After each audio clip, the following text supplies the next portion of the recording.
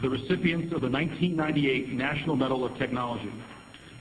The team of Kenneth L. Thompson and Dennis M. Ritchie from Bell Laboratories Lucent Technology for co-inventing the Unix operating system and the C programming language. Dennis Ritchie was by no means a public figure, but his work in computer science had a major impact on the development of the digital age. He was the co-creator of the operating system Unix, and he wrote a new computer language, C. Together, they paved the way for portable computing. Dennis Ritchie was born in New York State. He studied physics at Harvard and then followed his father into Bell Labs, home to many technology breakthroughs. When a large venture to create an operating system failed, Dennis worked quietly and persistently with a colleague to find a simpler solution. Bill Thompson is a broadcaster on technology matters. The things that he worked on have changed the world for all of us. Essentially, he's one of the people who created the modern world by developing both an operating system, that is, the software that runs on a computer that turns it into a computer, the thing that tells it how to work, and a programming language. Both of those are now central to almost every piece of computing equipment that you might touch. They make the internet work, they make the World Wide Web work, they make your iPhone and Android phone work, they make this shiny Macintosh computer that I've got here work underneath. A lot of this derives from the work that Ritchie and his colleagues did in the 1960s and 1970s. One of his colleagues at Bell Labs and co-author of the C Programming Bible was Professor Brian Kernighan. The Unix operating system was a joint effort between Ken Thompson and Dennis Ritchie. When they first came to Bell Labs, they had worked for a year or two on a project called Multics, which was a very large cooperative effort between MIT, General Electric, and Bell Labs to build an operating system to control one of these very large machines. That project was canceled, or at least Bell Labs withdrew from it, and this left Ken and Dennis with nothing to do but a taste for trying to build an operating system that would be comfortable and friendly to use. And what came out of that was this operating system called Unix, which was very small, but very clean and very elegant. This is like saying, there's no desk in this office, so I'm going to grow myself a forest, chop down some trees, build a desk out of it. It really was starting from scratch. It was an enormous intellectual achievement. And they did this in a way which expressed certain principles about how operating systems should run that were quite unusual at the time. And then he created a programming language, the C programming language, which was used to improve and rewrite Unix. I got my first job as a programmer in 1984, and the first thing that arrived on my desk was a copy of Kernighan and Ritchie, the C programming language, the book written by Dennis Ritchie and his colleague Brian Kernighan about C. So together, Unix and C are the two pillars on which much of modern computing is built. We just don't see them, because the people who see the C programming language are the programmers. I don't think that Bell Labs ever realized, certainly in the first couple of decades, the importance of the work that was going on there. I think that the technical community realized the significance of what was created starting at the time when the Internet began to spread. And the Internet spread fairly widely within a technical community in, call it, the 1980s. And then, of course, the Internet became a much more widespread phenomenon with the invention of the browser, the World Wide Web, the work of Sir Tim Berners-Lee in early 90s, spreading use of C and Unix over essentially the whole world. Father of the World Wide Web, Sir Tim Berners-Lee. The big lesson about Unix and C is the simplicity and the minimalist style of it all, that everything was done with a small number of characters, and the essence of the design was to make it just clean so that you don't remember just the minimum amount. Would the World Wide Web have happened without Unix and C?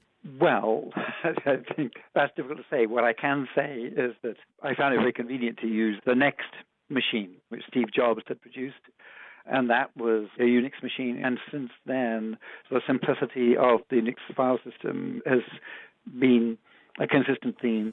Well, what we wanted to preserve was not just a good programming environment in which to do programming, but a system around which a community could form, fellowship, to encourage close communication. Steve Jobs has just died, been described as a genius, accolades from everywhere around the world. How important was Dennis Ritchie in comparison? Well, as a computer scientist myself, I'd say he was more important. Apple and Steve Jobs put the gloss on something, but actually what's underneath it is computing. Dennis was very much a private person and absolutely not in any sense a self-popularizer.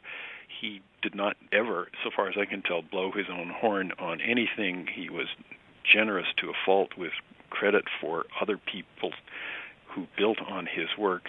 Steve Jobs, by contrast, was a consummate public person, and he really understood what it was that would make products appealing and attractive to a very wide group of people. So it's a great loss to have those two people die within a period of just a few weeks, but they were very different in what they did and the way they presented their work to the world. And Steve Jobs obviously presented spectacularly well, and Dennis, I think by personal choice, basically did not present in that sense. He was content to let the work stand for itself. Dennis Ritchie, who has died aged 70. If we can say it at all, they say political activism can start early. Well, one young man from Leicester is proving that today. He's gone down to London to present a 120,000-strong petition calling on the Indian government to sign up to an agreement to protect human rights. Well, his father was the one that took him to the capital, and he joins us now, Rajman. Good evening. Good evening. Where are you? I'm in the corridors of power, actually. It literally is the committee corridors here in the Palace of Westminster.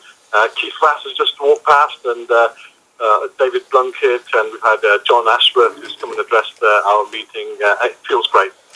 It's an extraordinary place to be. You can almost feel the sort of power humming in it, can't you? What are you actually doing? Why do you feel so strongly about this? Oh, well, it's International Human Rights Day. You know, this was the day in 1948 the UN declared the Declaration of Human Rights, and we're celebrating it. But it's also very bittersweet because from somebody with Anglo-Indian heritage, what's happening on the Indian side doesn't get reported because of the Arab Spring and other more priority stories like Palestine. But there are serious human rights issues, genocide, ethnic cleansing going on in India to this modern day, unfortunately. No, I understand why you might campaign on those fronts and be passionate about it. Why have you included your son? He wanted to come along. He studies religion and philosophy at Loughborough Grammar, and it tied in with some of the concepts that he was learning, and he put himself forward. And then just on Friday, I had to get a authorised absence from school, and headmaster kindly agreed, and he prepared a speech, which he was invited to do so, and he's just finished literally a few minutes ago. Is he there? He is, yes, I'll pass him on. All right, great stuff. Thanks, Raj. Evening, Harry. Good evening. How are you? I'm very well, thank you. What's it like to be standing there in one of the great corridors of power? Well, it's very empowering giving a speech to all the people in the room about this most important issue, which should be addressed, really, since it's been going on for several years now.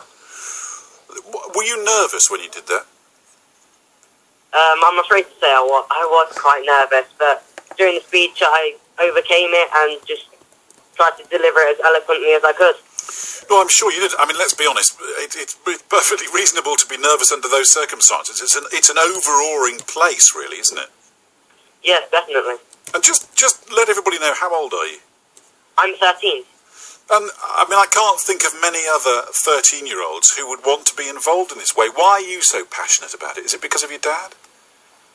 I definitely would say that my family and my environment and my experiences definitely had an influence on how I feel about these issues and where I come across from them and why I tried to get involved in these. It's fantastic. I think it's a great pleasure to talk to you, actually, Harry. Do you see yourself in the future in a political career?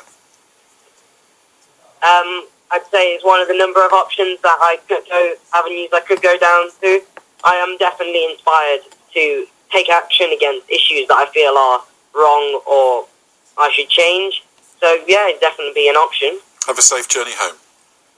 Thank you very much. There you are. That's Harry and Rajman joining us here on BBC Radio. Listen, good for him. It's 5:45. The news headlines for you. 11 minutes to 9. This is BBC Surrey. Southwest Surrey is being plagued by carpet-munching moths. Can you believe it? Apparently so. Apparently the cold weather that we've been having over summer has encouraged people to keep their heating on, which has caused the moths who live in our homes to proliferate and munch their way through the contents of our wardrobes. What can be done about it? We will find out very shortly here on BBC Surrey Breakfast Programme, and I have some apocalyptic news for you. We're in the midst of a moth invasion. Experts say the cold-ish weather this summer is partly to blame for an epidemic which is hitting Guildford and Godalming particularly hard. How do we know this? Because computer experts have developed a high-tech map showing the location and frequency of moth attacks. Graham Warren is a moth expert. Graham, this does sound rather apocalyptic. What's going on? Good morning. I think that's a very apt description. Nick, last year and this year we have officially had a pandemic of moths across the country, but primarily in the south and particularly in the region that you're in. There's no particular reason for it. There's no one single reason. It's a combination of factors. It's partly global warming. It's partly the fact that most of us, if not all of us, have got more clothes than we've ever had before. So we tend not to... There's a big food supply going. Well, possibly. We tend not to wear the same garments as often, so they don't get disturbed in the wardrobe, and the moths thrive. The larvae that hatch, it's them that make all the holes in the garments. When you close the doors of the wardrobe, they thrive in dark and undisturbed places. So, and are these specific sorts of moths, or is it just all moths in general? No, we've got the cloth-eating ones. Well, we've got three types of moths that are all causing different problems. The most common and prevalent one is the clothes moth, and then we have a carpet moth. There's more people having carpet moths this year than we've ever seen before. And then there's the food moth that tends to go for cereals and rice and flour and things, but the clothes moth is the most common one. And it's the residents of Southwest Surrey that are among the most moth-eaten in the country? Sadly, this is true, and moths only go for the things that we like the most, which are natural fibres, the cottons and the silks, and all the things that we treasure the most. So you're never going to get a moth problem in Primark, for instance? Unlikely. What can be done about all this? Because, I mean, I imagine that... I'll give you an example. I was out in my garden yesterday looking at the amount of creepy crawlies that are currently eating my roses to bits. The caterpillars are eating all the leaves. I've got red fly and green fly, and I thought, should I take steps to get rid of them, or should I just leave them because they're a natural part of the ecosystem? I imagine that moths are a natural part of the ecosystem and that birds rather like them. Well, moths are solitary. They come generally on their own. They don't swarm like wasps and bees, etc., and they tend to be in the house, and as I say, they thrive on dark and undisturbed places. I'm not aware that they're eaten by other creatures, but there are two types of moth in all the different types of moth that we have that are eating most of the garments.